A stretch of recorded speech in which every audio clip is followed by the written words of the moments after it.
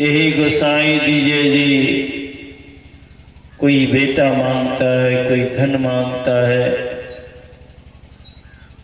कोई कुछ मांगता है, कोई कुछ मांगता है। जिससे आप मांगते हैं वे भी प्रभु से मांगते हैं, हमको मानव शरीर दीजिए। जब राजा परीक्षित को साप मिल गया, आज के 7वें दिन तुमको तक्षक डसेगा, तुम मरोगे। तब समीप मुनि रातों रात जाकर खबर करते हैं, मेरे पुत्र अनजाने में तुम्हें साप दे दिया। अब इस साप से मुक्ति के लिए तुम कुछ उपाय करो। राजा परीक्षित कहते हैं, मैं मुनिवर में क्या उपाय करूं? कहा, सभी ऋषि महात्माओं को बुलाकर गंगा सागर के तट पर चले जाओ और उनके उपदेश को सुनो। उनके उपदेश में अपने मन को लगाओ और उनके उपदेश में मन लग जाएगा तो ये तक्षक भी तुम्हारा कुछ नहीं बिगाड़ सकेगा। कहते हैं उसी क्षण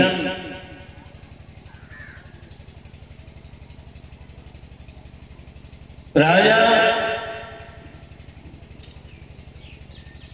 परीक्षित चल पड़ा, अपने आदमियों को भेजकर चारों तरफ सभी साधु महात्माओं को आमंत्रित करते हैं कि राजा परीक्षित शापित हो गए हैं। उनके शाप से मुक्ति के लिए सभी महात्माओं को आमंत्रित है। सभी महात्मा सुनकर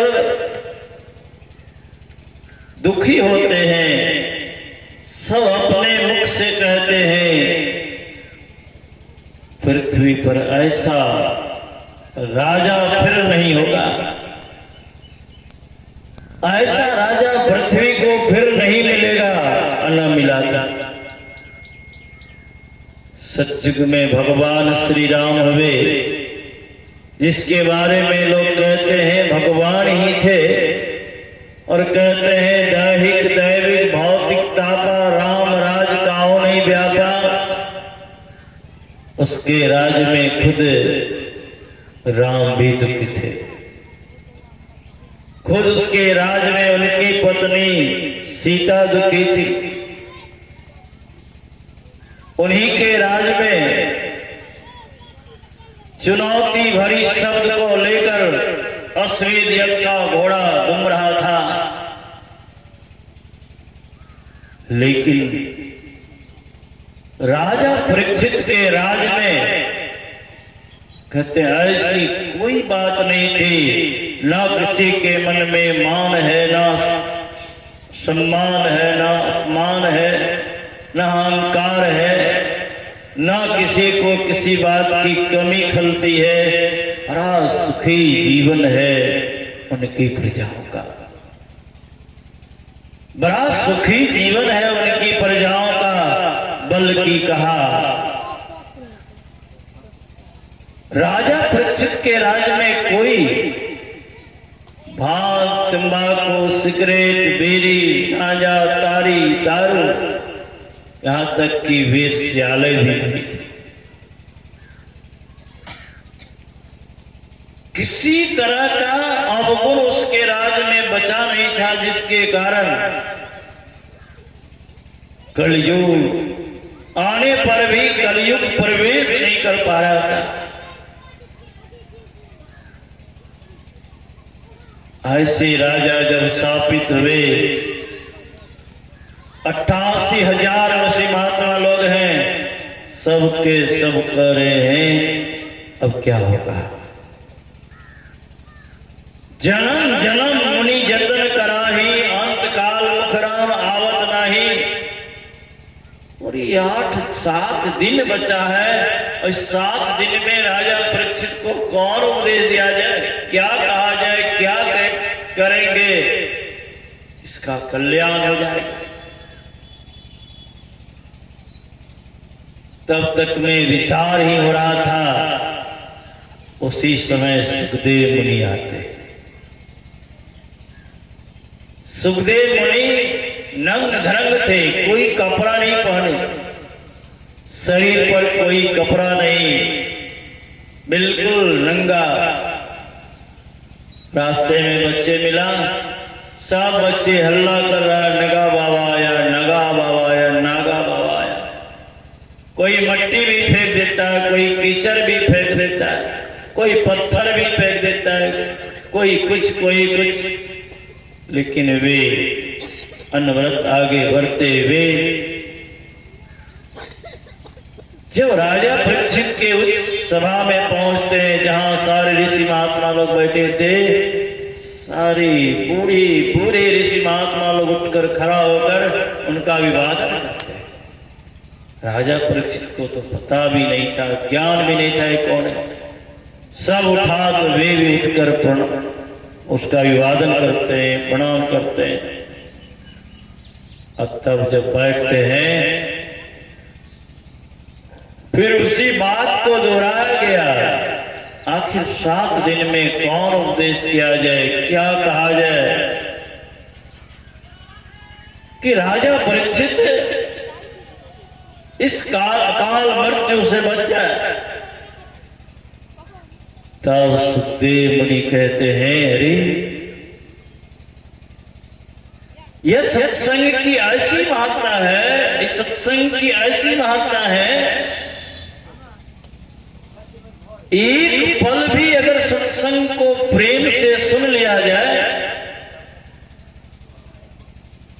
वे आवागमन के चक्र से छूट सकता है। जैसे मानो हेम्योपैथिक डॉक्टर आ गए, आप देखेंगे एलोपैथिक डॉक्टर के पास जाएंगे, वे कहेगा नहीं ये बीमारी है, ये बीमारी, इतना पैसा खर्चा होगा। सुनकर रोगी दुन्ना हो जाता है, रोगी का रोग। लेकिन जब आप हेम्योपैथी डॉक्टर के पास जाएंगे, वे पहले कहेंगे ये कोई रोग है। ऐसे कितने रोगी आए, एक खुराक दवाई में ठीक हो गया, आधा रोग तो रोगी का उसी समय समाप्त हो जाता है। उसी तरह राजा परीक्षित सुनते ही बड़ा प्रसन्न हुआ। थोड़ी देर भक्ति करने, सत्संग करने से, संतों के समागम में रहने से जन्म जन्म का आवागमन का चक्र छूट सकता है। बड़ा प्रसन्न हुआ। और फिर जब राजा परीक्षित को सुखदेव मुनि अब कथा सुनाने वाले ही हैं, तब तक में बहुत सारे देवी देवता मिलकर इंद्र सहित अमृत का घड़ा लेकर प्रकट होता है। महाराज ये अमृत का घड़ा इसको पिला दीजिए, अमर हो जाएगा, और सत्संग मुझे दीजिए। राजा परीक्षित सुनकर दंग रह गया। अमृत का घड़ा मुझे मिल रहा है और सत्संग देवी देवता मांग रहे हैं।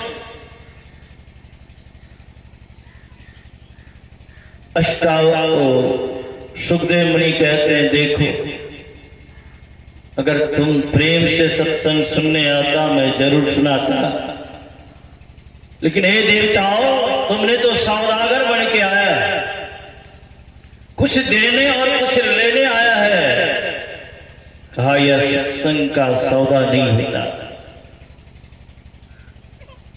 सवेरे सुन रहे थे हम लोग, इस सत्संग में लाभ बहुत है, तुरंत मिलावे गुरु से मूर्ख जन कोई सार न जाने, सत्संग में अमृत बरसे।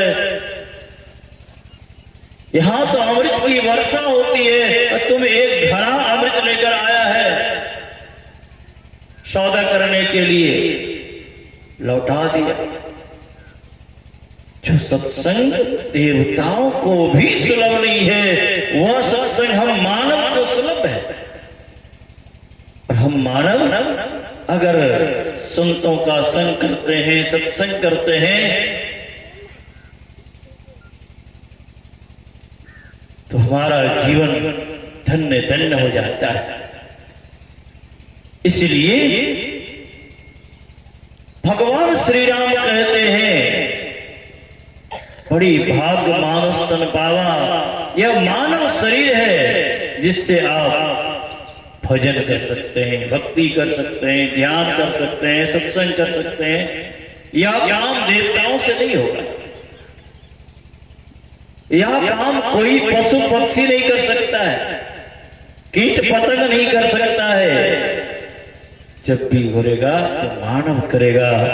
यह देवताओं को भी सुलभ नहीं है। इसलिए संत तुलसी साहब लिखते हैं, नरतम दुर्लभ देव को सब कोई कर पुकार, सब कोई कर पुकार देव दे ही नहीं पावे। ऐसे मूर्ख लोग स्वर्ग की आस लगावे, पुण्य छीन सोई देव स्वर्ग से नरक में आवे। भर में चारों खाने पुण्य कई तारी जावे, तुलसी सतमत तत्व है स्वर्ग पर करे कखार।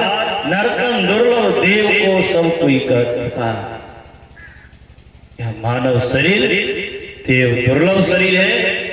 इस शरीर से आप चाहे पुण्य कमा लें, चाहे पाप कमा लें, चाहे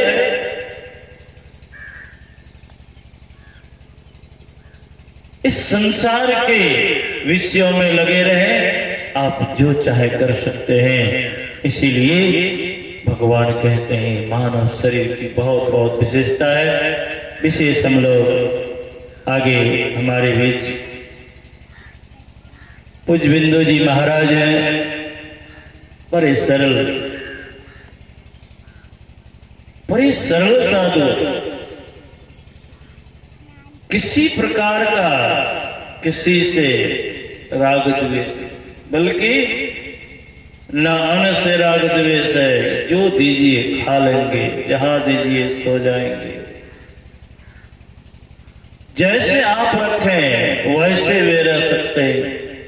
और ज्ञान का भंडार, इनके पास ज्ञान का भंडार है।